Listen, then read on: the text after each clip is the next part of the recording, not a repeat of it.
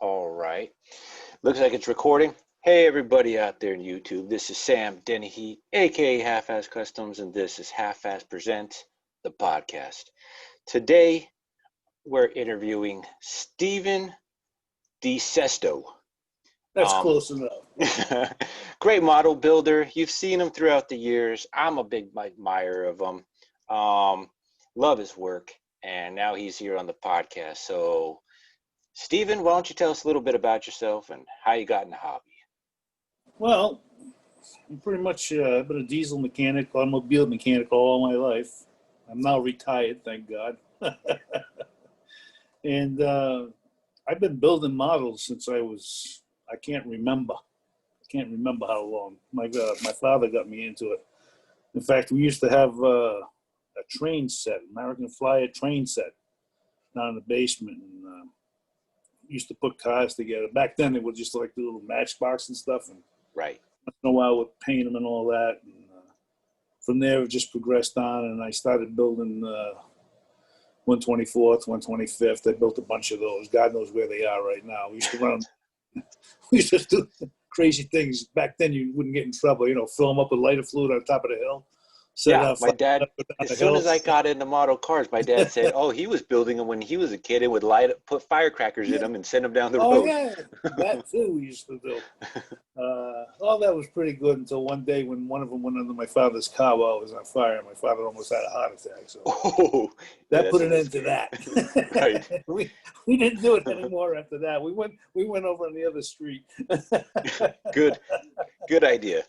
Yeah, it was I'll never forget. It was a brand new 1960 Chevy four-door Impala. He only had the car for like about 6-7 months. It was still brand new.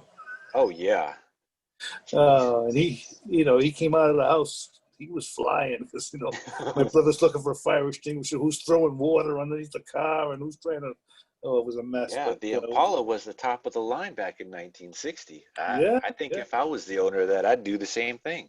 But at any rate, that's where it all started. And then, I don't know, somewhere along the line, I met a guy named John Reed, owns AA Hobbies down in Warwick. And big train guy and big model, HO model builder and stuff. And he got me interested in that. And I started doing a little bit of it. And then after a while, I had a job where I was on the road all the time. And I'd leave like on a Sunday or a Monday, and I wouldn't be home till like Friday, be out in the motel all week or whatever. Wow. And the HO scale just came in real handy because wasn't a lot of stuff you had to carry, and right. Gave you something to do, basically. That's what it was. And I just took off from there. And then I had a few friends that they were into the train stuff, and I'd build, a fire truck here and there, or a grocery getter or whatever, and I just took off. And then also I used to work at one time. I worked as a mechanic for Ryder Truck Rental, and that got me into the heavy duty stuff. And from there, I went on to IH, and then there used to be a company called Laidlaw Transit with school buses. Used to lease school buses all over the place. And it just took off from there. I just, just built them, and they were real convenient because they were small, they were cheap, and like if I got stuck out somewhere, like up in way upstate in Vermont or something, you could always go to a yard sale or something. You could always find something you could, rip apart and put back together or something, do something like that. Right. So it was real easy. And then I came across, I got sick in 2001, and I was in the hospital for quite a while. Forget that. I'm alive and kicking. Right. Got involved with the 187th Vehicle Club. And there was a gentleman, you might have met him up there at Glenn Williams. Yeah. Well, he used to work he used to live in Rhode Island. He lives up in New Hampshire now with his buddy. But at any rate, I got involved with him from there, and we had a meet and greet in Providence. And in fact, I got out of the hospital at 12:30 that day, and I was at the meet and greet at 2:00. Providence. Nice. And it blossomed from there. In fact, I met Bob P. and a whole bunch of other guys. You forget all their names, but a whole bunch of guys. And Right. they told me about this Springfield thing. And I said, wow, that's cool. That sounds like a good idea. So I turned around and I went up there. And the first, I used to be involved, there was a group, the HO vehicles. It used to be on Yahoo groups back then. Ken Ensign and Wayne Cruz. Yeah. And we just, the group did pretty well for a while, but then all that Yahoo stuff stopped because Facebook came along. Right. You know what I'm saying? Right. And in fact, that's where I met very first one I went to, William Radcliffe. He brought his brand new little cement mixer up to that particular show. And I'd been friends also with Chester. Oh, yeah. Got to meet Chester at that show. What a wonderful man that he was. Unbelievable. And He was great. I set up so that I could meet the club thing, and it was Bob Johnson. Mm-hmm. And so he told me, look for the guy with the white shirt with his name on it. And that's pretty much how I found him. Well, there you go. First couple of years, it wasn't too bad. We, I got to walk around a lot and see a lot was going on. And at that time, we weren't really well organized, so to speak. Right. But a couple of years, we had a room in a motel. And just a bunch of guys on a Saturday night, because there was nothing to do on Saturday night. The show, closed Saturday, then you go back Sunday. Right, right. And, well, anyways, it hit mushrooms. Oh, my God, did it mushroom. And then Bob Johnson got us in at the show a couple of years later. After we did 2 or 3 years, we did at the Quality Inn, then we went to the Days Inn, and we did it a couple of times. And then finally, Bob Johnson knew the organizers, and he managed to finagle our way in as a group. Nice. And from there, it just grew. It just grew. And then I remember the very first year we talked about doing modules. After a couple of years, we talked about doing modules, and Chester made a module. I made a module, and a couple other people made modules, and we put them up. And man, it just took off. It just literally took off. And then there's like guys like Bob P. I don't know if you must have met Bob P. Yeah.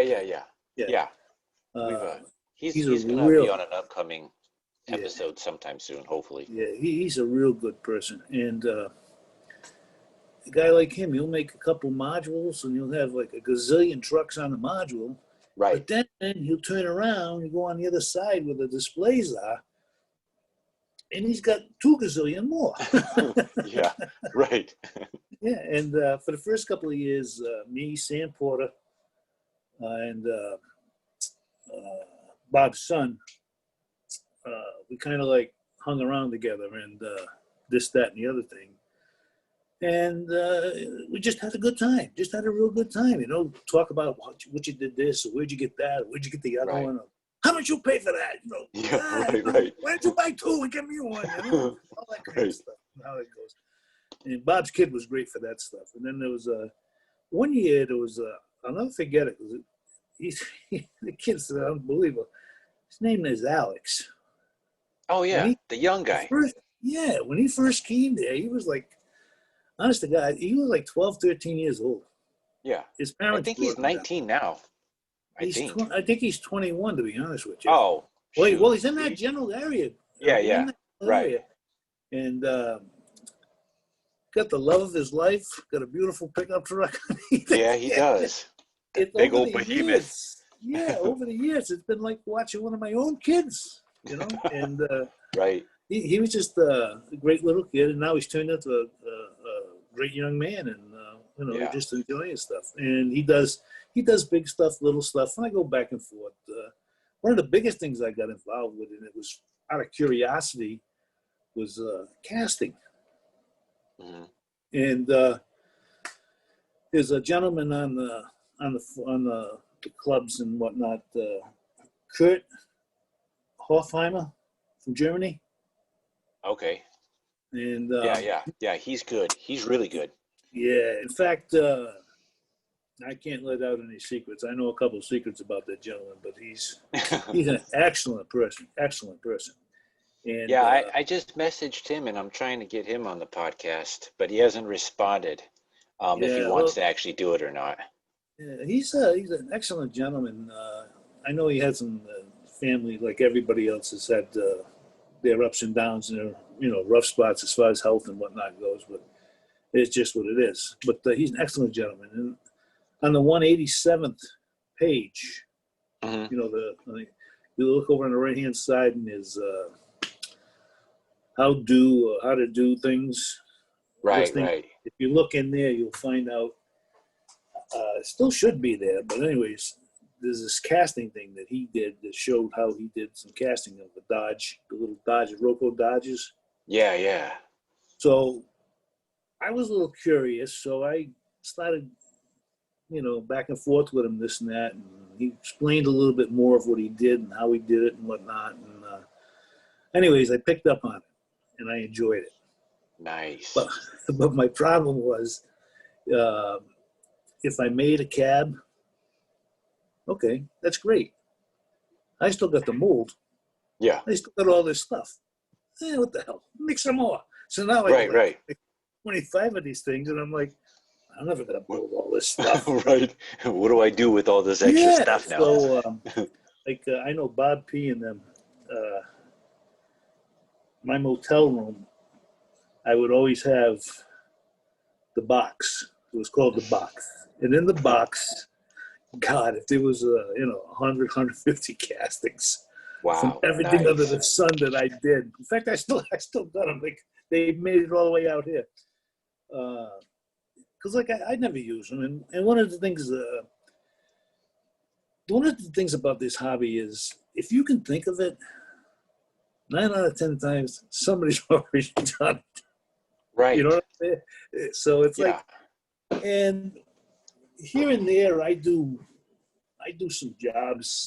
Somebody will call me up or get a hold of me and say, I'm making a layout and I want to do a fleet of this type of truck or something like that. And all right, I'll sit down and I'll do it. But I do it here and there. I don't want to do it. I don't want to do it for business. If it's a business, it's not a hobby to me anymore. You know what I'm Right. saying? Yeah, it's not fun. It just Right. It takes becomes all like the fun. something you have to do. Yeah. Right. And especially now that I'm retired, I ain't got to do cats. Right. But it's still a lot of fun. And I still do a few things here and there. But out here in Arizona, it's not like back in Rhode Island. Oh, no. I mean, well, first of all, over here, if I drive this far to go to a supermarket back home, I'd be in the ocean or another state.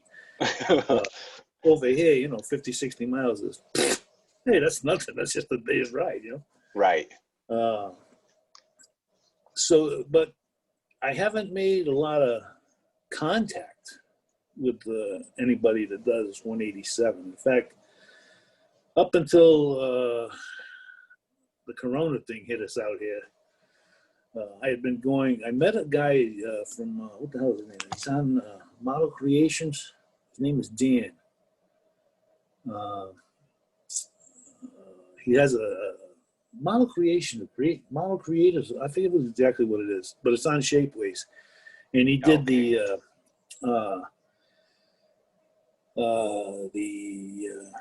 2019 Chevrolet pickup crew cab. Oh, nice. Which happens to be what I own. Yeah, So Bob P. I bought another truck. Bob P. I don't have the white one no more. I got the red one now. Okay. Anyways, and he made like a utility body thing of it, and he lives here in Phoenix, but he's moving to your end of the world. Oh. The coronavirus, I guess, put a clinic or whatever, so he's still here. But his plans at the time were to move out to North Carolina because I believe his father or somebody lives out there. Yeah. Well, anyways, I made contact with him, and he showed me, like, at the time, way back then, before they even released it, the police version of the, what do they call those little Fords? Explorers? Yeah. she showed me that and a few other things they were working on and whatnot. And, so I made contact with him. And then there's another gentleman that I had made contact with him and his son years ago at the Springfield show. Richard Olson, I believe is Yeah. that. Yeah, I Okay. just did an interview with him too. I Oh, think he's did you? coming up after you.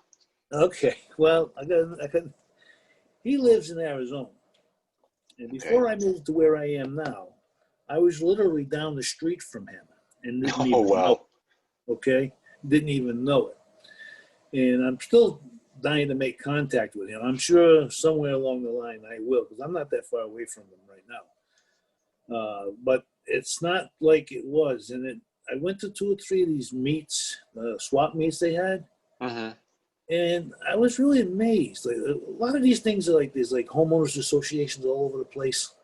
Yeah. Okay, so nobody really has the room to put a big layout in. Okay, and then Right, right.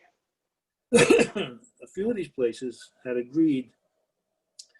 Well, they could use this one particular portion of the community center, or they like some of them have a bunch of garages or something. They say, well, you take this one garage and for X amount of money a month or whatever, and they gave them a reduced rate, and then they would have their Oh, club that's neat. set up over there. Well, I guess it was all right. Things were great for a long time, but as you know, most of the people in this hobby, especially the railroad hobby, we're older people. Right. So unfortunately, I went to these meets and I saw a tremendous amount of HO stuff, trains especially, and tracks, and all kinds of scenery and everything. And I was like, what the hell's going on? I never seen this much. Even in Springfield, you don't see that much. Right. No, They're what's hoarding happened? it. What happened is 4, 5, 6 of them just the association changed hands as Oh, far as management goes. yeah. The management says, "Screw you! We want the extra $50 a month from that thing, so you're out of here." So now they got no Jeez. place to go because Right. nobody's got any room because of the type of condos they got or whatever. Right, yeah. And Well, and like then the guy, everything out there on the west is built like on a concrete slab. There's no real basements out there like there is on the East Coast. exactly. That my house is on a big slab, but you can get a basement. It Oh, costs you yeah. about it You're costs gonna you buy about as much the yeah, whole a whole house. nother house for that price. So it's kind of weird. It's different, and a lot of them were dropping by the wayside. And I had made contact with several people, but then like they're out of the hobby now. And then Mhm. Bob Johnson had given me a heads up on a couple of real good stores. Okay, hobby shops. Well, unfortunately, they're just about all gone. They are disappearing quick. Yeah, and the one real good one he told me about was this and that. I went looking for it. I used to go on expeditions. I'd get out my Google map and I set the navigation in the truck and I'd go out and look for these different places. Right. Well, I went looking for the place. Come to find out, it's an empty storefront. Oh, Nobody man. there anymore, but they're online only. Yeah. So, but it's difficult, especially people with like us. You got to see it or you got to touch it Right. before you want to buy it. A lot of Yeah. times. I Uh, mean, I remember when I built that first Ghostbusters car, I was very leery, thinking that it wasn't going to be actual HO scale. It was going to be like Hot Wheels size. So I said, I'm going to buy just one, test yeah, out this theory. And it, sure enough, ended up being, 187. So I was happy. And I keep buying more and more and more of them. But you never know unless you can actually physically see it with your own eyes. exactly. And then the other thing is the price of some of this stuff, which unfortunately, especially right now, some guys just can't afford this stuff. It is what it Right. is. That's the way it is. And but me, more or less, I like to do kind of like oddball stuff. Like, Really? yeah, feel oddball crap. Anyways, I remember way back when, okay, the Dodge cab over, the Hmm. van cab over. I remember that. I loved them things. Okay, I drove one when I was a kid for the landscaper I worked for. Anyways, Berica had not come out with it at that time. So I took a Matchbox 160, it's actually 164. It was the orange wagon or something, or red wagon or something. The old wheelie thing. Yeah. So I The red took wagon. that and I learned how to reduce, Oh, shrink. nice. Yeah. So I took and I shrank it down, and it took me like 5, 6, 7 times before I got it to where it was actually HO. Right. And I know it doesn't look like much, but I don't know if you can see that. Move it over to your left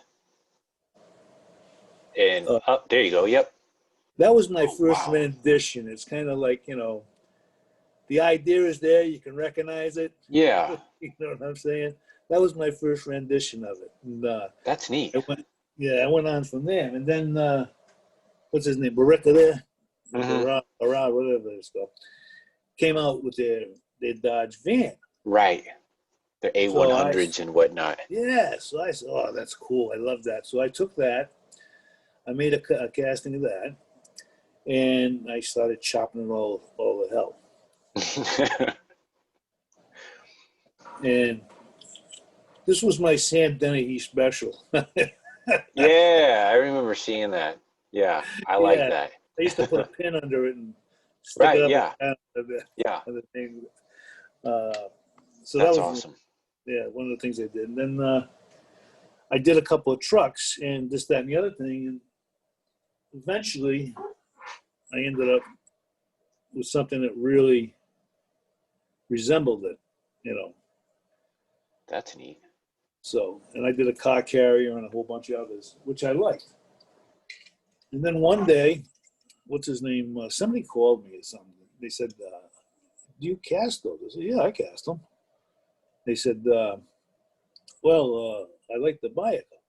So I said, "Oh, I don't really sell stuff," but I said, "Yeah, all right, I'll sell you a couple." So I gave him one of those. Well, he'll never wait for this price because Right. and I never got any bit. That's what So happened with my Ghostbusters cars. I did that exactly. same thing, and then they were like, "That's good." I'm like, "Darn it." So, anyways, I ended up doing it, but then right after that, I started seeing a few here and there and whatnot, this, that, and the other thing. And then I saw one he had advertised in a certain place, and when I saw the price, I was like, I asked you Right. not to do that. I asked, and oh well, it is what it is. This hobby that happens all the time. It is what it is. You got to accept it and go on from there. Right. Well, anyhow, I don't know whatever happened or what never did happen, but I was happy. I filled my end of it. And then here and there's a Marty Ulick. You know Marty Oh yeah. Ulick? All Yeah, right. yeah, yeah. He is a great character. I mean, he is one in a million. One in a Right. million. And he's very, very, very good to deal with. He's a very down to earth person. Well, one day we were on Facebook, and I guess somebody posted this Chevy van, but it had the nose of the Chevrolet 4500. The heavy duty 400, like Yeah, yeah. the old. It wasn't the Brigadier, but it had the smaller nose on it, slant Right. nose. Well, I had taken one of those Brigadiers and made the smaller nose because at the time I was at work where I worked, the transit authority. We had 3 or 4 of them, the service trucks. Oh, So cool. I made the smaller nose and built those. Well, somebody took the nose and put it on a Chevrolet van. So what's his name? The guy from up in Canada. He cast Sam. and everything else. Jacobs casting. Jacobs models. What the hell's his name? I don't know that person. I forget. But anyways, he makes a van, Chevy van. So I said, all right. So I took the van. I took the rear fenders off a dually, and I took the nose that I built and came up with the van. Oh, that's cool. I don't know if how well you can see it. Yeah, yeah, no, we can see it. Yeah, so I did that, and Marty was like, "Oh, I was going to do that." And I said, "Well, you're too late."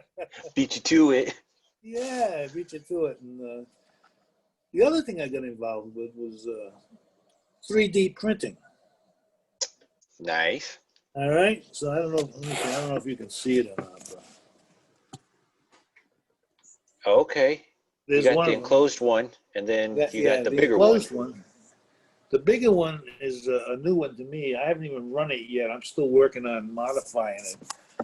But the older one, the enclosed one, I've had for several years. And I've done a few things. I made a low bed trailer off it. Uh, used to be able to buy frames from Athens, Mm-hmm. the truck frames just themselves. Yeah, Used to yeah. be able to buy them. Well, you can't do that anymore. So I came up with my own version. Used theirs as a basis and made my own. Nice. All different types and whatnot. And like one of the things is like when you flip a model over, when I first started this here, who cared? Nobody, Right. no, You're not going to see the nobody bottom of looked it at the bottom anyways. of the damn thing. But at any rate, so I got a little, I said, well, little here, little there. I mean, like you can recognize it as a front axle or whatever. And Right. so As I've long been, as it looks like what you want it to look like, that's all that yeah. kind of matters, especially in this scale. Oh man, I'll tell you. And then I had a lot of stuff I came across, like the Athens cab over. Remember those? Okay. Hmm. Well, I had the cab, the grill, and the bumpers. That's all I had, and the glass. So I turned around, and I know you can't say I glued it in, but I made an interior for it on the 3D. I turned around, made mirrors for it. Okay, mirrors are always a problem. No matter Right. what you do, mirrors are always a problem. Then I said, well, I got to put it on something. So I ended up, I ended up making the chassis, the fifth wheel, the tanks, and the axles, all from on the 3D printer. That's amazing. So I had a whole and a little engine. I cut the little engine from something. It was laying around, so I stuck it in there, and and I'm in the process, putting it all together. I guess necessity drives what you want sometimes. It definitely And does. I do a lot of oddball stuff. Like I remember way back, who was it? Came out with the 9700 International 9700 cabo, the big cabo with the axle set way back. I don't know. I think it was a chip truck. I think it was a chipping truck. It was it was a cast. Hang on a second.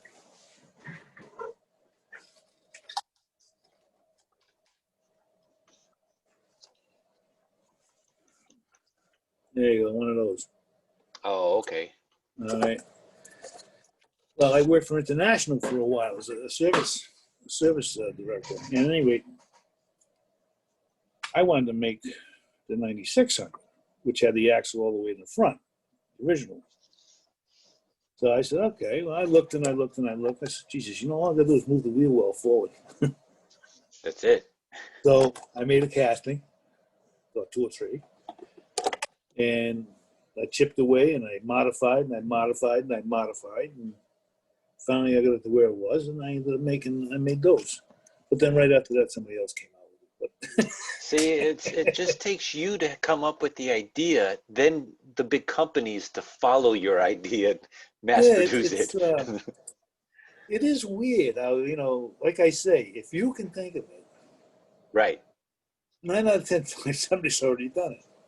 Well, it's funny you say that because my little story on that very same thing is I swore I was I had to have been one of the very first people to completely do the Ghostbusters car in its Yeah, actual look.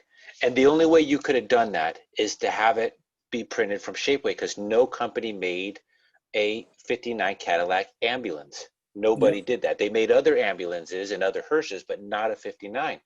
So once Shapeway had that offered, I was like, I'm getting it right then. I'll get the decals made. I'm gonna make it. It's gonna be the first one ever. Yeah. Well, a little while after, and I want to say they did this first, but a little while after, I'm looking at Easter eggs of that Wonderland. Oh, isn't that great? Yeah, they have they have the Ghostbusters car with the figurines already on their layout somewhere because it's in an Easter egg video that they have of all their Okay. famous stuff. And that thing has been built for a couple years before I built mine. So I know that car was there somewhere, and I was for sure I was probably the first one to make an actual Ecto 1 Yeah. Ghostbusters car, and I think they beat me to it, and that just drove me crazy. Because I was so happy. I was like, I'm the first one. Other people have attempted it. They modified the Burka ones and the other ones Yeah. from a 2-door to a 4-door, and never did look good or look right. Yeah. And then Shapeway designed the actual car, and it looked perfect. And I was like, yes, I'm gonna be the first one. And I don't think I was. Yeah. Well, that's just like a while back, somewhere around here, and I've got it. They International, when I worked for them. Anyway, I love the Internationals anyhow, but they had a what they call the 2070 cab over truck, and they had a 2050. 2070 had a long nose on the binder, and it had so they could accommodate the big diesel engines. And the 2050, the cab was up high, and the nose was shrunk down. It was a stub nose, so like half the engine was inside the truck, Right. and they had a little doghouse that went over it and everything else. Well, anyways, I went at it, and I made those. In fact, I've got a couple, three of them over here now that I've done. And I said, "No, that's not us." I saw them somewhere, and I forget where. And I said, "I'll be damned." Well, at least I thought I was the only one that ever did it. But Right. they weren't that popular or whatever. You did have to get an international lover or something, a binder lover or something to get one of those. But it is what it is. That's it. And the 3D thing really has opened up a whole bunch of avenues for me. As far as because like I say, I needed some frames. Right. And We now you go in got and them. make them, and I got fifth wheels, and I've got tanks, oil tanks, and whatnot, and all kinds of. It just your imagination is what stops you. And as far as the cabs go, I'm not quite that good a designer. It's In okay. I fact, can't design anything, so that's fine. some of the stuff I come up with is like George Jetson ran over it or something. I mean, it's out there. But some of the basic stuff like the fuel tanks and the rear ends and the axles and fenders and stuff like that. It's not that bad. It comes out pretty decent. And I go from there. That's all. And the casting, I mean, I got to tell you something. William Radcliffe. I know Oh, you the met best him. in the game. Oh, let me tell you something. Him and Sandra. Oh man, they're like two of the best people in the world. I cannot say enough good about them. And Right. William, he is unbelievable. I mean, his stuff is just absolutely gorgeous. Yeah, it's You know, flawless looking. It looks like a and big company made all his products. yeah, You know, but that's it's that's amazing. because he himself, he's an artist. I mean, that's all there Yeah. is. I mean, he's a craftsman, but he's an artist also. And the one real thing that strikes me with him is his gamut. He goes from here to there, does everything under the sun. I don't know if you saw his He Twin does. Towers and Yeah, his he did. bridges and stuff like that. I mean, the kid is just and rocketry. I Right. mean, it's Yeah. unbelievable. And the best thing is you can sit down with him just like this here, and he will explain to you Oh, yeah. how it works. Right. He's not the kind of person that I don't know how to explain it, but I've been involved with craftsmen and whatnot all my life as far as being in the mechanical industry. And a lot of them, especially if they're flat rate or something, if they figure out Hmm. a way to do it, they ain't telling you. Right. You know what I'm saying?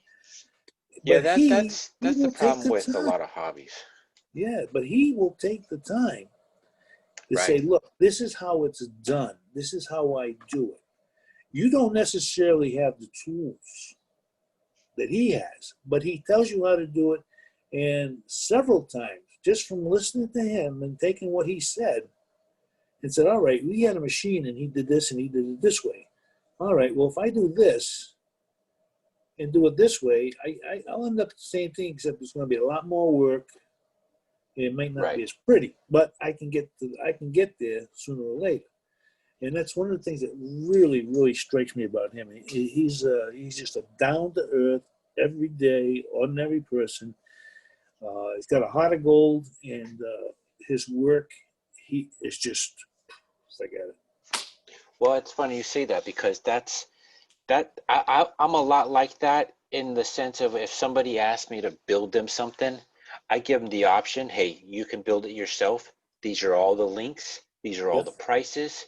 It'll cost you this much, but if you want me to do it, I don't mind doing it at all. It's just going to cost you double the amount of money that it would if you did it yourself. Yeah. And I'm willing to do it for them. And it seems like most people, I'd say in this hobby that we're in, over half are collectors, Yes. and Exactly. probably over 75% are collectors, and then the 25% are actual builders. So they see something and they don't have the skills or the tools or whatever, and they're like, look, whatever it costs, just let me know Just and I'll do it. figure it out. Yeah. Just do it. That's why I put an astronomical price on my Ghostbusters cars, and people And are I don't like, blame you. okay. I don't blame you.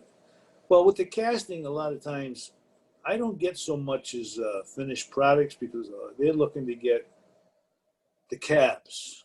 Right. Okay. Most of the times when somebody calls me, they want four of this or five of that or a couple of this or one of this or what. And the thing that drives me a lot of times is they come up with some interesting requests, and oh, that's interesting. But they only want one or two. But in order to make one or two, you got $50 of this and $60 of that, Right. blah blah blah, plus your time. Basically, if you were to sit down and be honest, one little cab would cost you $100 for Christ's sakes. Yeah. It's Right. but it's not. I'm not going to buy it for that much money. You're not going to buy it for it, and the guy ain't No. going to buy it. So I mean, you come down to it, you strike a deal, you do your thing, and I put them in a box and send them on their way, and they paint them or whatever the hell they want to do, or how they want to do it, or whatever. As long as they're happy, that's all Right. that. Right. Yeah. In I've, the end, I mean, I did a lot of shrinking. I did. I forget the gentleman's name now, but at any rate, he sent me a fire truck, and I shrank it down. And sometimes when you shrink things down, you lose some of the detail or whatnot. right. Well, anyhow, I got the scale and size right and everything, but he wasn't happy with how it turned out. At that particular time, I had problems going on and whatnot, health wise and whatnot, and he was not happy at all. So what do you do? Hey, buddy, no problem. You're not happy. I sent him his money back and blah blah. And I said, you know, it just didn't work out. But there's no reason for me to get upset. There's no reason for him to get upset. If it isn't what he wants, it isn't what he wants. End of story. Right. Right. If you buy a new truck or a new car, you got 4 or 5 days. If you don't like it, take it back without stuffing. You know what I mean? Right. That's Right. that's just the way it is. And Yeah. I've had a few cases here and there, but as far as I'm concerned, all right, whatever.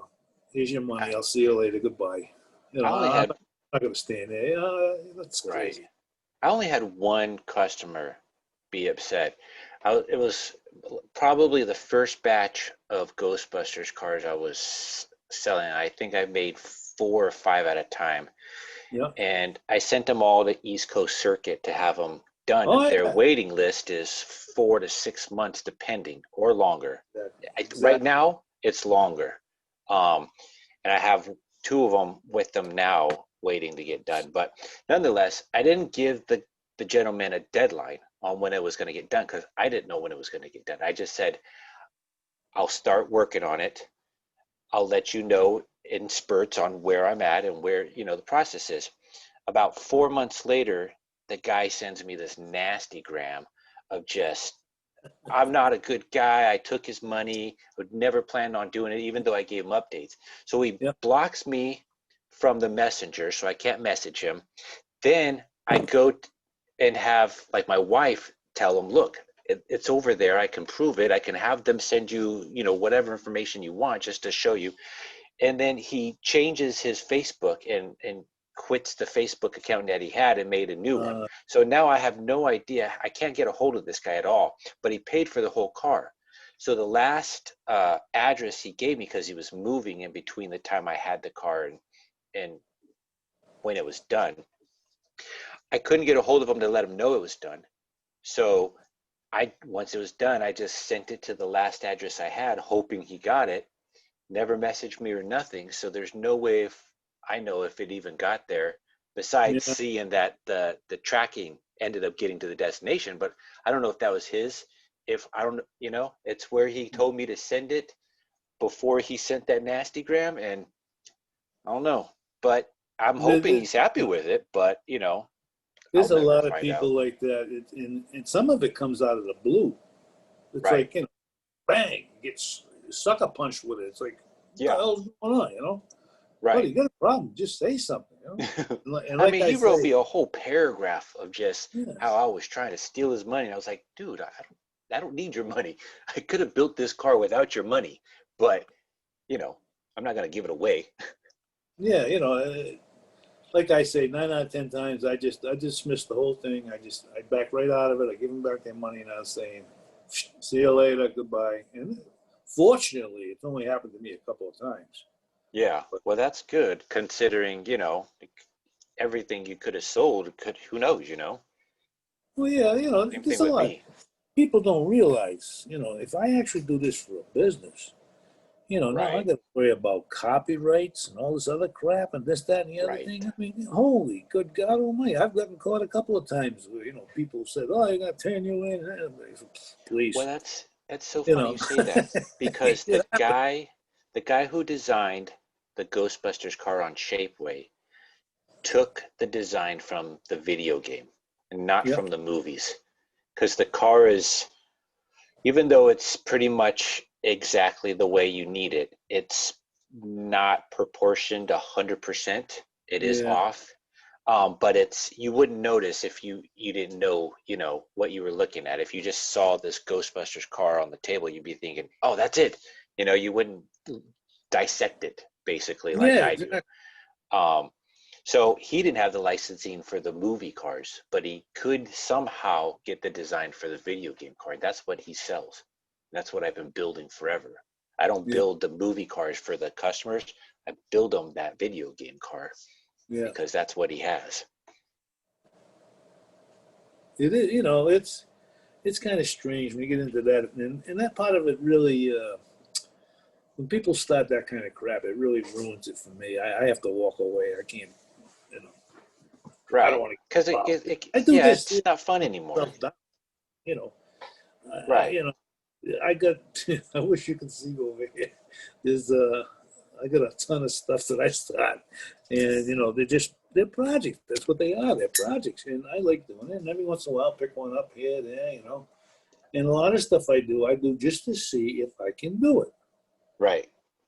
just to see if what I got in my head will actually work. And here's a good example of that right here.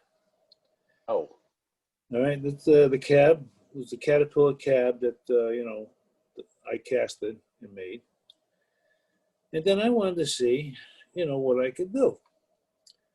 So all right, so I got the rotator, I got the booms come out and all that garbage, and boom goes up, boom goes down, the boom slides, everything else. But it was all because I wanted to see if I could do it. Okay, and it like I say, it is what it is. And then on the you can't really see it, but it's a pretty basic frame that I built. But the frame, the body, that's all 3D printed, and the wow. rest of this stuff is it's whatchamacallit, styrene. Okay. Yeah. And I needed a couple of spools, so I printed them on the machine. I found, and there's a ton of sites out there. This 3D stuff isn't complicated as people think. There's a ton of sites out there that have this crap already on Right. it. Somebody's thought of it, designed it, and all you got to do is Right. pull it off of that website. Right. Or just use what they have Right. and modify it. And the like Tinkercad and Thingiverse, it's all free. It's all free. Hmm. There are some out there that you have to pay, but it's Right. not bad. Like you pay $10 or $15 for a file or something. You go from there, and a lot of it you can size it for Yeah. different. Right. Yeah, Right. so, I mean, but it is what it is. But a lot of stuff like I do because I want to see if I can do it. Yeah. Well, that's why I kind of build what I build, because I want to see if I can pull it off. I see it in my head. I Yeah, want to do it. So the next step is to actually do it. yeah. That's That's like basically why I do what I do. years ago, I used to say to myself, uh, I build all these models, these trucks, right? And the old Ford CLT, the cab over.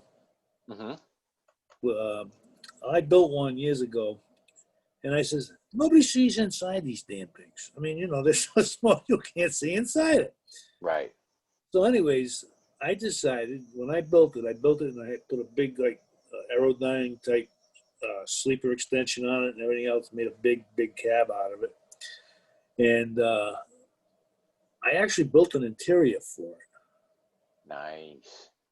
with cabinets and bunks, the whole 9 yards. And when I finished putting it together, I didn't glue the cab on. I made the cab so like I go over, I just pull the cab off and put it to the side, and you can see the whole interior of the truck. You That's see that a awesome. lot with 124th and Oh 125th. yeah. Yeah. Yeah. Yeah. You don't see too much of it, but for some reason at that time I was into why can't Detail. I do this? Right. Why can't I do this? So I did it. And, it came out really nice. But then again, you don't do that with everything. I've made some of the doors that open, and I got one that's an oil tank. I don't know if you remember it or not, but the hood flips up and the two doors are open and everything. Yeah. Yeah. I Yeah, think because I made that. you're one of the very few that goes that detail into some of your models. Most Yeah. people don't go that detailed. So I Well, remember that truck because of that very detailedness that you did. right. And everybody goes, "Oh, beautiful this." And I say, "Yeah, but you got to remember too, the cab is all I really did. I mean, well, I made two or three cabs because I took the doors out of one, I took the doors to use out of another one, and I cut the nose off another one, and I put two pieces of nose together to make it work. So it's like three or four cabs put together. But basically, it was at the time Boyley or whatever, Bowley. Boiler. It was the head Yeah. with the tank truck, and I just took and put the Freightliner cab on it. So, but Well, that's that's half the fun. yeah. Well, that's when I was getting into the rat rods. There was this guy named I think you pronounce it Basil or something, and he's from Hungary, and he made some photo etch hot rod parts like steering wheels and shifters and like window frames with spider webs in them, and I was Oh like, wow! holy crap, this guy is like amazing. And to give a little plug for him, his Facebook page is called Pit Pit Stop Customs, or 87 Pit Stop Customs, or Pit Pit Stop Customs 87. Um, Either way, he made some hot rod photo etch parts, and I bought all of them. Not his whole stash, but one of each or two of each. And yeah, they're so small that if you were to do it in like a truck with a full roof on it and everything, Yeah, you wouldn't see it unless you opened up the doors or anything like that. But like in a roadster, you'd be able to see the steering wheel, you'd be able to see the shifter or whatever. yeah. So it only really works in like the 1920s, 30s hot rod scene, because if you put it in any other vehicle with a roof, you're not going to see that Not going to stuff. really matter. Yeah. But Right. basically, overall, I love this hobby because you can just about anything you can think of, you can do. I got my own little fleet of Tesla trucks. Wow. I don't know if you've Nice. seen those. I might have. I'm not going to lie, when it comes to big rigs or commercial Yeah, vehicles, I don't pay too much attention. It's not oh, wow. The Yeah, electric look at truck. those. I remember that. Yeah. Yeah, and I made one with the mizzle for the other ones. But the real thing I like about this hobby is you can do any damn thing you want if you put your mind to it, and if you can think about it, and if you got enough patience, you Right. can do anything. A good example is I made a utility body for the back of one of those RPS trucks. Hmm. Okay. Before they did? Huh? Oh, who the hell knows? I don't remember. Anyways, when I moved out here, there's a car club I joined, but we haven't met since March because of coronavirus. Hmm. Called the Moonlighters, and it's a bunch of old goats in plain English, a bunch of old goats who love cars and who got this and who got that. Some guys do some 3D printing, some guys do some casting. Nice. Uh, and they 124th, 125th. Actually, they'll do any kind of scale you got. Hmm. Me, I show up with my little bitty things, and they tolerate me. Okay, Right. yeah, so it is what it is. Well, anyhow, this is a truck GMC I built for one of their. Every month we have a meeting. We do some building, and Yeah. this is a truck I built.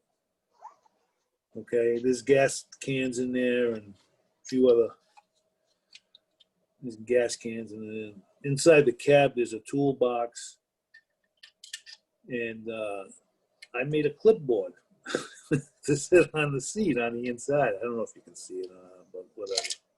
A little bit. Anyways, I did all this stuff on 187, and then I said to myself, I gotta come up with some kind of a utility body for the meeting that month. I said, oh, the hell with it. I'll just blow the shit up out of it. Excuse my French. Sorry. I'll blow it up and I'll leave it hollow. Right. So that's what I did, and I ended up with the utility body for my 125th. So I mean, you don't have to be a genius, but you don't have to be real skilled or anything else. You can just take what you got, what the Yeah. good God gave you, Right. and just sit down and just do it. And do it as a relaxation. Oh, yeah. Yeah. Because as Don't soon as it starts to frustrate you, then you're going to mess up and then you're going to get then you mad. get Right. like you. Now we moved all the way out here. I had my big house when I lived in Rhode Island. I sold it. And for a couple of years, we lived in a condo, and Oh. on the third floor. Oh. Thank God there was an elevator. Right.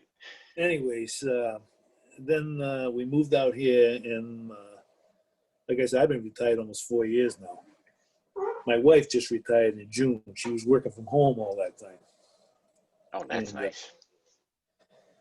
yeah, so we moved out here, and we bought a house. So we got a 4-bedroom house. Okay, we got the master bedroom. Got a bedroom for my little granddaughter. A bedroom for my big granddaughter. There's a bedroom for my son, their father. Okay, so where do I end up? I can't do In this the crap in garage. the pool, so I'm in the garage. Right. So I put in one of those air conditioning things, the split Hmm. system or whatever. I insulated the door, and this is my Nice. domain. This is my domain. That's where I go. And I'm still working on it. I got stuff stored, packed away that it's almost 2 years now. I haven't even touched stuff. I Well, don't even. as long as you still have it, though, that's the important thing. Because Yeah, when you need it, you can get to it. yeah. Well, It's if you didn't have it anymore and you sold it, you're like, darn it, I just yeah, had that. And I really need it now. yeah. Sometimes once in a while, I'll touch every box in this place, and I'll go through it, and I'll say this, that, and the other thing, and I'll look for it for a day, 2 days, and then I'll sit down over here, and I got my TV and my computer on the thing, and I'll sit It's like down right and next to you. I'll look over and mother hummer, there it is. Yeah. I had that same. So I've been stuck kind of building 125th scale for the last month and a half. Yeah. I took a break from 187 scale, not intentionally, just by accident, and now I'm stuck. I'm just building one after another. And I had these photo etch parts for a 64 Impala that I could not find. I knew I had them and I just saw them like weeks ago and I couldn't find them. So I'm like, darn it, I want them now. So I just go online and order them for almost $30 for a sheet this big Yeah, yeah, and yeah. only that wide. Um, and wouldn't you know, a week after I got that photo etch kit from the mail, I Yep. find the one I already had. And Yeah. then I find another one that I had from way back when. And I'm like, I just, come on now. Yeah, I'm I've looking done that so everywhere. many. I've done that so many times. So many times. It's crazy. It's absolutely crazy. And now you know what's even worse. As you get older, things go wacky in your head. Let me tell you. The new truck I have, it's got a key fob on it Yeah. with a push button start. Okay. Have you lost that? Hey, please, lost it. Can't find it. It's been in your pocket. You can't. You know. Oh dear Lord, the battery went. The battery on the thing went down one day. Yeah. Well, most of these trucks, when that happens, there's a certain spot, depending on the make and Yeah, model. yeah. Right. You take the key fob and you put it in that certain spot, and now even if the battery's dead, it'll still start the truck for you. Supposed to. Yeah, well, mine did work, so. But at any rate, That's nice. you know, you forget, what the hell am I supposed to do now? Where's the Yeah. manual? Oh, it goes home in the drawer. Well, it's funny because when our van has the key fob to, or our minivan, so we got Yeah, a Toyota full-size minivan, or yeah, their only minivan. Anyway, it has the key fob, and they said if the battery in the van decides to go dead, it'll shut itself off with 30%. So yeah, you have enough for the starter to kick over the engine. yeah. I'm like, cool. Guess what? Battery goes dead. I go ahead and do it. It's completely dead. It didn't save none of that 30%. So I had to go take it to AutoZone and have them tested. They said, nope, the battery's toast. I go spend $150 on another battery that I didn't have the money for. And then 2 weeks later, a sensor on my dash comes on and says, your key fob battery is going dead. Yeah. So now I need to get a key fob battery. Uh, and don't you hate it when the car's smarter than you? Right, right. Yeah, my mother-in-law, so my in-laws live with us. Um, and my mother-in-law got a brand new 2019 VW full-size SUV. Um, and that thing is smart enough to tell you when you're too close to the car in front of you, it'll Oh literally yeah, brake for you. yeah. My truck does It's that. got that lane correction thing. Yeah, When you're on autopilot, yeah, if you start coming up to a car, it'll yeah, slow down to the speed of that car. And then it tells you if your key's in the car to take it out with you, if your phone's in the car to take it out with you. yeah, yeah, Don't leave this in there. Don't forget this. yeah. The cars. If I leave my key fob in the truck and it's still running, and Yeah, I get out, if I it'll leave beep. the door open, it won't do anything. But if I shut the door, by the time I get around to the front of the truck, beep, beep, beep, beep, beep, beep, Yeah, beep, beep. So I gotta right. go back and get the damn key fob out of the truck. Yeah. So Oh, I usually do that. Well, I don't leave the key in the car. I have it in my pocket. But when I'm taking it to like a car wash and I'm vacuuming it out or yeah, something, I'll just leave the car running yeah, because I'm never there that long in order to, waste that much gas. But yeah, it does that too. When I get to the back, it senses the key's too far away from the dash and it yeah. wants to start beeping. Oh, yeah. My truck has got an electric tailgate on Oh, lucky it. you. Right? Yeah. Every now and then you gotta push it twice, or blah blah, whatever. And I don't know, come hell or high water, I just wasn't doing it right or something. And now if you go to try to open it manually, there is no manual Right. It because wants to work off of that button. it's gonna work off the keys fob, or you gotta push a button, or you gotta go in the truck and oh. Right. So I finally Yeah, got that down pretty square. it's funny. So I heard or I read, I doubt I read. I hardly read anything as much as possible. So I must have heard somewhere that the biggest problem with, say, 2015 and up vehicles of all types is not um, the body, stuff that makes the car, the body panels, the wheels, the engine. Yeah. It's all the electronics. Because Yes. if one thing goes wrong with a piece of the electronic, they're most likely having to replace that whole piece. And that could be going all through the car. Yeah. Yeah. I know, like, I tried to get a Not JBL that simple. system for our van. They said, no, no, no, you can't just get the system. You can't just get the head unit. You have to replace the whole wiring that surrounds the whole van to each speaker. Replace the speakers because the speaker goes with the radio. And then you Right. have to replace and get a new computer because the computer's set up only to see the radio that comes in that van. I'm like, Exactly. they said, don't do it. It's not worth it. I said, No, this is stupid. Why can't you just change it out like you could in the 90s? no, you can do different things, but certain things you can't do anymore. And Right.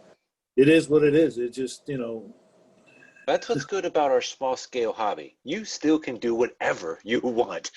damn right. You're damn right on that. I really enjoy it. It's relaxing. It's small enough I can take where I want to go. Sometimes when I go on vacation back home, I'll take something with me, but I Yeah. won't take a hobby knife or anything. Right. Usually I'll go down to A&E Hobby or something. I'll buy a little Yeah. plastic one for $2.50 while I'm there, and then Yeah, right. get rid of Because it when I'm on the you way won't back. be able to get on the plane if you Right, brought it with you. right. It's it's just one of those things. They lock you up or something for a hobby knife. God only Right. I swear I'm a modeler. I swear. knows. But it's relaxing. It's fun, and I got to tell you, 99.99999% of the people I've met and the people I deal with and the people I know involved with this hobby, starting with Bob Johnson and all the way through, are just terrific people. Yeah, You know, they they're are.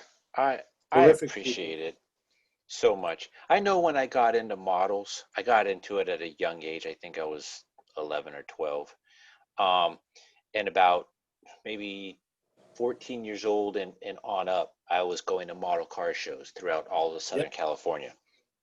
And back in the 90s, when I was that age, these guys took it to heart that they didn't want to give out any secrets.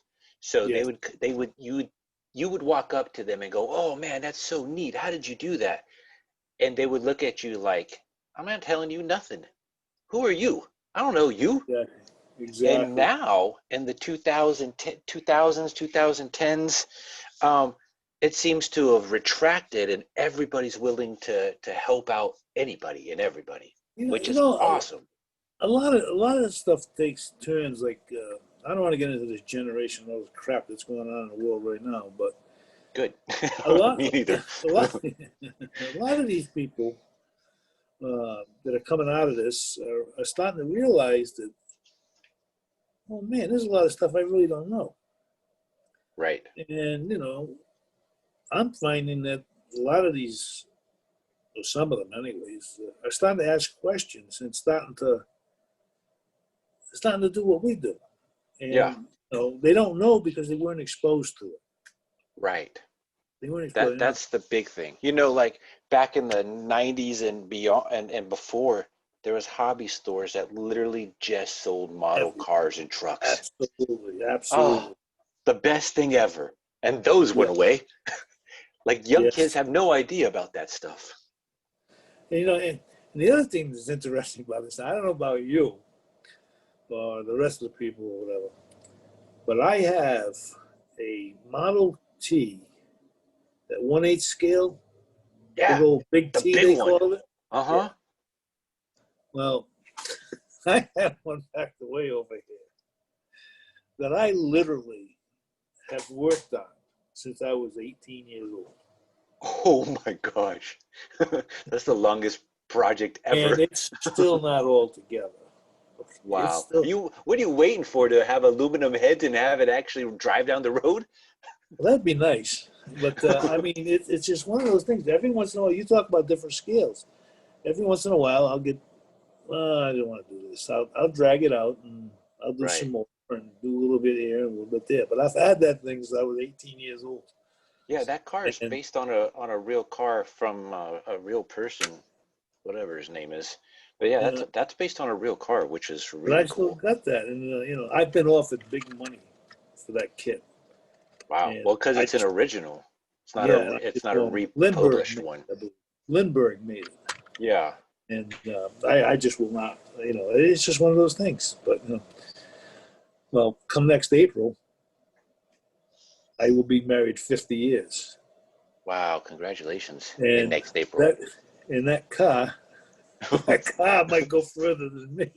Right. If That's you want, neat. I'll leave it to you in my will. I never built a model that big. Um, I stayed 124th, 125th scale and smaller. I Yeah. won't even build my real car. I have a 1960 Mercury just sitting on the side of Oh, my house just collecting wow. rust. And I I had think all it needs is a tune-up to get it running, but I don't want to get my hands dirty. I did a full restoration, frame off completely Wow. down. You couldn't take any more screws out of this thing unless you broke something on a 1970 Corvette coupe. Oh, that's awesome. Yep. I'm glad you I said sold Corvette and not Mustang because I wouldn't have cared if it was a Mustang. it. Yeah. I'm a Chevrolet person, but Yeah, me too. well, That's neat. like I said, this hobby has just been it's been great for me. Especially it's a release. It's you can just do about anything you want, and Right. As long as you have the patience and the time, you yeah, can pull it exactly. off. Yeah. And once in a while, the money. Very, very true. Yes. The money does help. Yeah. I literally just bought 3 days ago, 2 days ago, a 1967 Chevy Impala station wagon, all resin kit on Oh, online, and it was $55 because it's custom yeah, casted, and I think with the shipping it came up to like 67 or something. And yeah. so that's gonna, and the guy ran out of or ran out of copy, so he said, well, if you pay for it, I will build you it. So he's building it now, and I should have it hopefully within a week or so.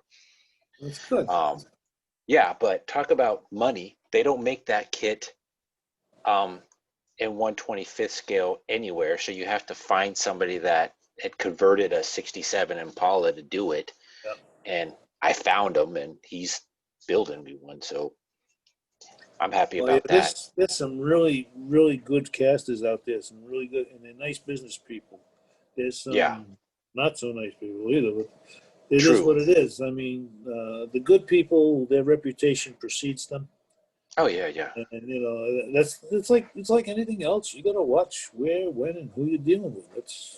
Well, That's it. I'll give you one more story, and I hate myself for this, but at the time, which was literally less than 24 hours before I found out this existed, I was hunting for one. I was hunting for a 125th scale 1960 station wagon, 1960s Chevy station wagon. Yeah. I got the 62-door kit coming to me in the mail. It should be here any day. So I said, I don't want the regular two-door version of this. I want the station wagon version. So I looked everywhere. I couldn't find one. I finally put out on a couple groups. I'm looking for this. And one guy said, I'm willing to give away or sell you my original Johan one. And I was like, cool. How much do you want? He goes, well, it's just the body. And I'm like, that's fine. I'm getting the a whole donor kit for Yeah. that body. He said $100. I'm like, okay. Yeah. So I pull the trigger and I buy it, and that's on its way. Literally about 12 hours later, I'm looking on eBay Yeah. for just other wagons. And I don't know if you've heard of this company, but it's Jimmy Flintstone, makes a bunch Yeah. In of fact, custom. I've Yeah. got his He, 60 wagon sedan. The yeah, yeah. Well, he made the panel van. four-door version. Yeah. So he made the four-door version for 1675. $1,675. I just paid $100 for the same stupid body. Yeah. But Well, he didn't it's have not. that four-door version before. He just Yeah. had the sedan delivery version. I didn't want that one. I wanted the four-door version. So he must have created, or somebody created it from his company or whatever, and they offer that now. So Yeah. lucky me for wasting almost $100 pretty much on a kit that I don't really need for It that happens money. all the time. Well, one of these days, somehow, some way, but one of my very first cars, I bought for $50 out of a junkyard. And a buddy of mine who worked in a body shop, he was a lot older than us. He was about 20 years older than us. Anyways, he had an old 58 Chevy Impala. Oh, The front end nice. was all torn out of it. But it had a 348 in it. Okay. So we took the junkyard 60 Biscayne, two-door, and we ripped out the old six-cylinder. Nice. I put in 348, and I used the original three-speed transmission from the six-cylinder. That's how I learned how to drive. Three on the And tree.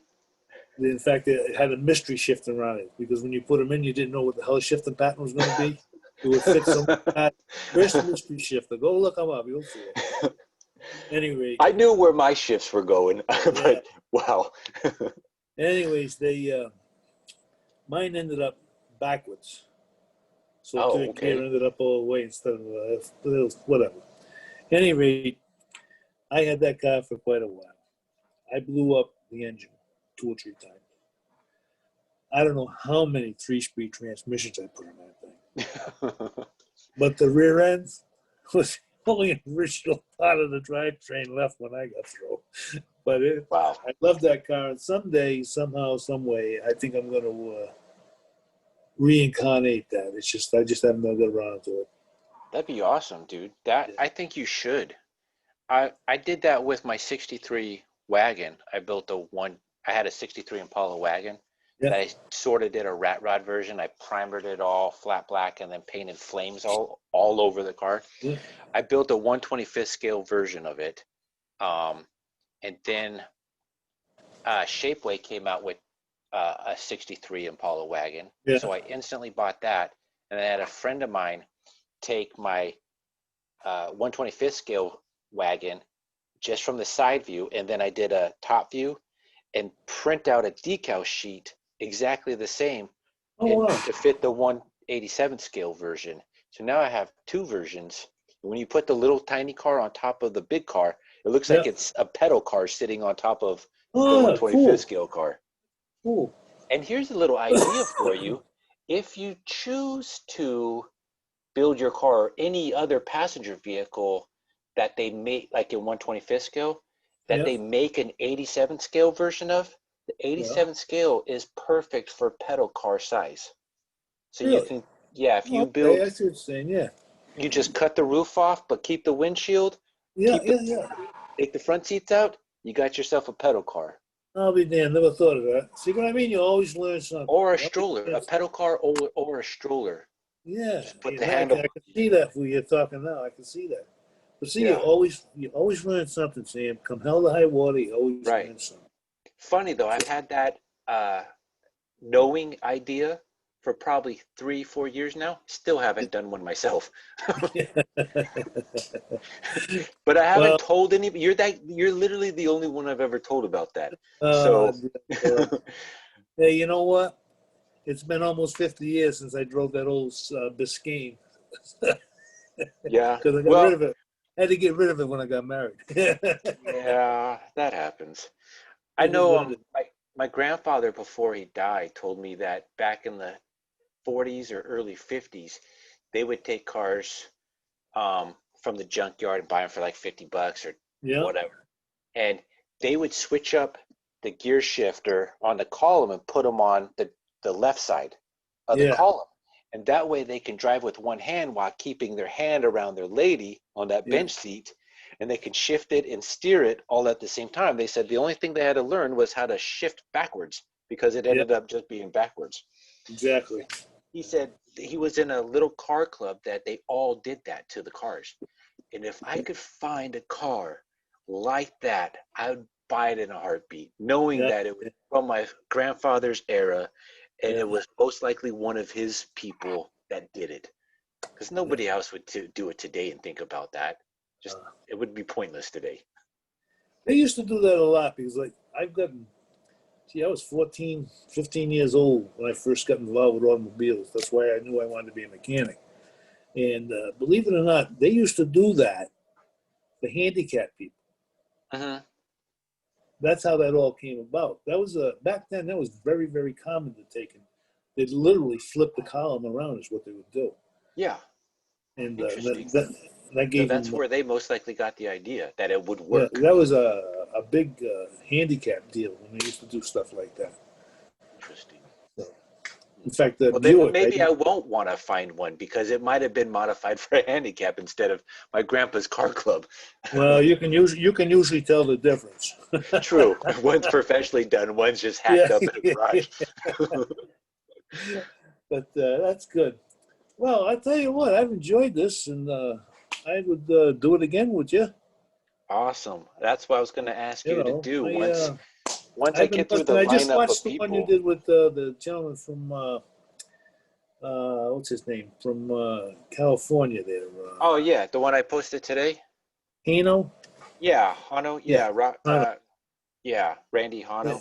yeah, that's the one. I just watched that one, and I Yeah, he loved was a that pretty truck he cool had guy. up there. That was a cool truck. Yeah, he's a pretty cool guy. Yeah, I met him when I built or when I created the Rat Rod Hot Rod 187 scale group. yeah, Um, he uh, he would post some stuff, but not very much. And yeah. then I did our first like little Rat Rod build off contest, and he jumped right into that, and I was like, this guy's pretty good. Okay, Yeah. he's got little skills. Nice. That's good. That's good. Well, like I Yeah. say, you meet all kinds of people from all kinds of walks of Right. life and whatnot. And, what's his name? Mike Bundy? Buddy. Buddy? Yeah. Yeah. I've never met him personally, but he seems like to be a real nice guy, He's a really cool guy. I love and that guy. he I does kind some of really nice stuff. it's as much as I don't want to go back to St. Louis because Springfield is so much better. I would Yeah, love to live in St. Louis just to be closer to him. yeah, he's a terrific person, and there's a lot of people. I don't know if you know Joe Fay. Oh yeah, I tried to get Uh, him on the podcast, but he he said he's not is. into Let the me tell scale you and he doesn't something. want to do it. Let me tell you something. I've met him for the first time up in Springfield. Hmm. Okay, he is just he's just Joe Fay's Joe Fay. He's just Yeah, unbelievable, and he used to do a lot of shrinking stuff too. yeah, And we that's used where to he go got most back, of his castings from. He said. yeah. And, we used to go back and forth whatnot. And, he is just, he is a character, boy. I tell you, if you could get him on a show, honest to God, that would be Well, worth I putting a, tried. that would be I did worth putting a ask him. live show together. Right. I did ask him because I really want to talk to him because he did, before Shapeway, he had some of the most rarest 187 Yeah, passenger vehicles out there because he shrunk them all from other that's it. castings. And Yeah, I do know this was probably 3 years ago, 4 years ago. I asked him if he had a 60 Mercury casting, and yeah. he said, I think so. And he goes, let me look. And then about 2 weeks later, I get a duffel bag from him in the mail, and I'm like, what is all this? And it's just bodies. There weren't any interiors Yeah, for him, but he gave me all the rest of his stash. yeah, He, as far as I know, I don't think he has any more 187 scale stuff. A lot of it was unusable kind of stuff, like more junkyard stuff, yeah, but I yeah, was yeah, able to modify it and do what I needed for him. But he yeah. gave me like 100 cars for Yeah, nothing. I didn't pay him nothing.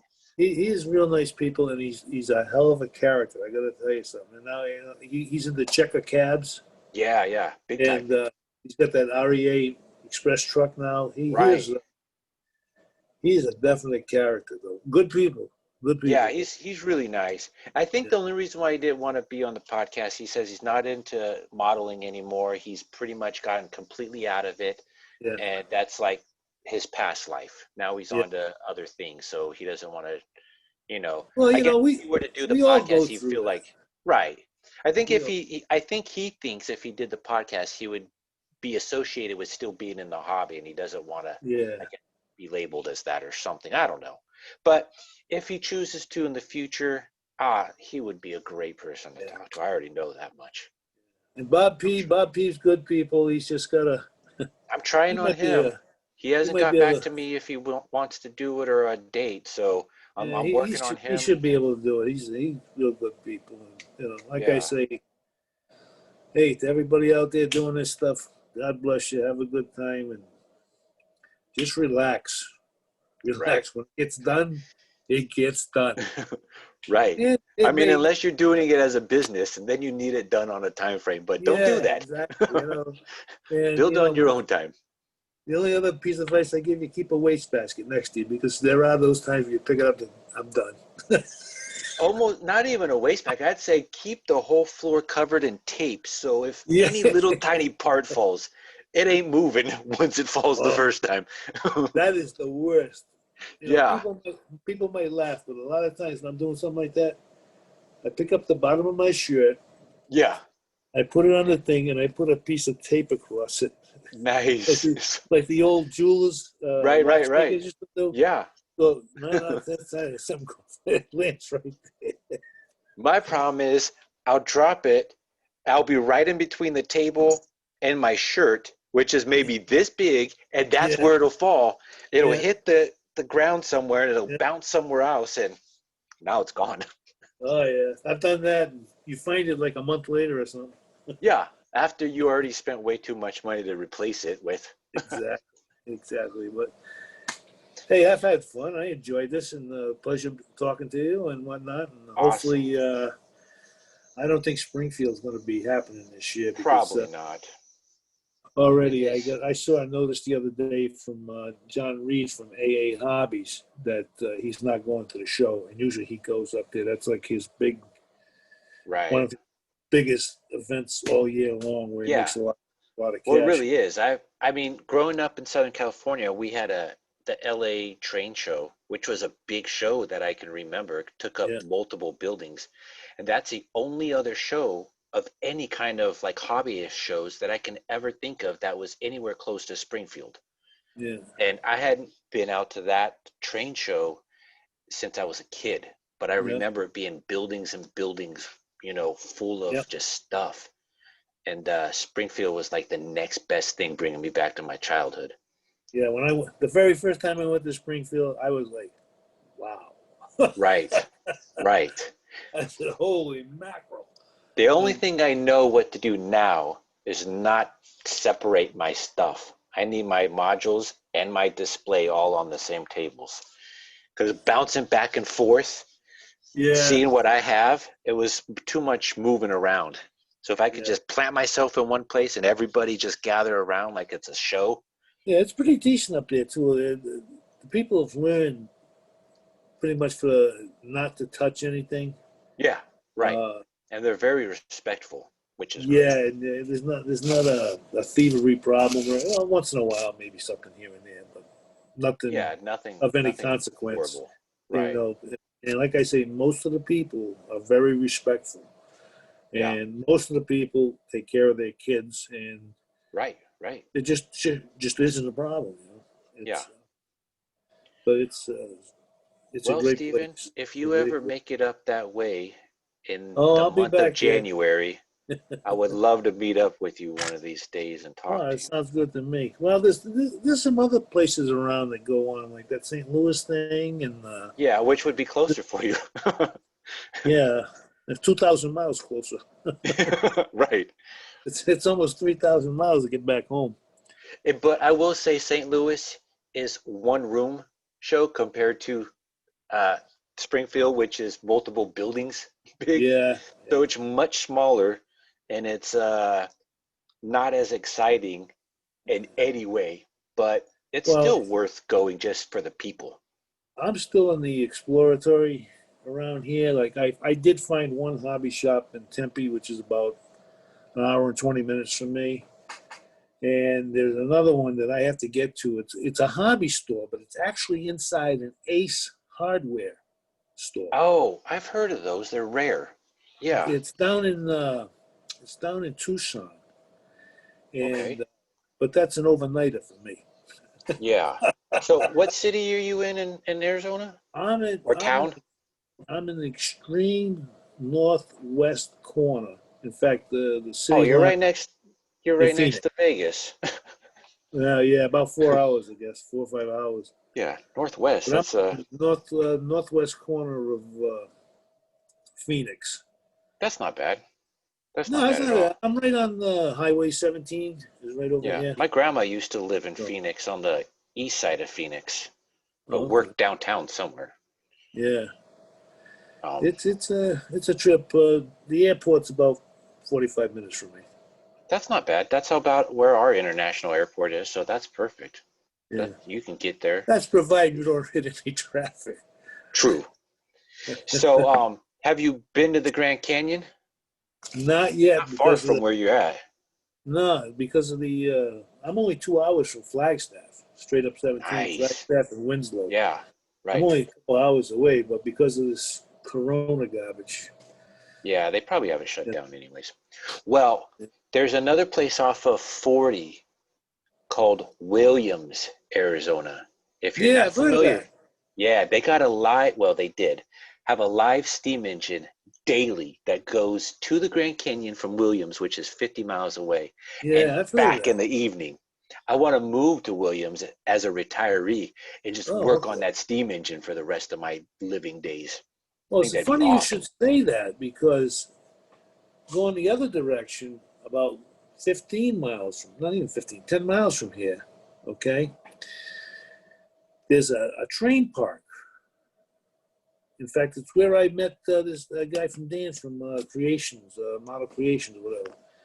And they have, I guess you call them, they're like shrunk down, like maybe quarter scale or something. They're Yeah, real yeah, low. like you could ride on them and they're live, like Yeah, live steamers, the live steamers. yeah, and Yeah, I mean, they've got like hundreds of different cars and engines and motors, and yeah, that's they're all neat. stacked up, and they take them out, and it's a club that actually works and maintains them, and Right, they have actual engines there too that run on that's a track cool. track setup over there.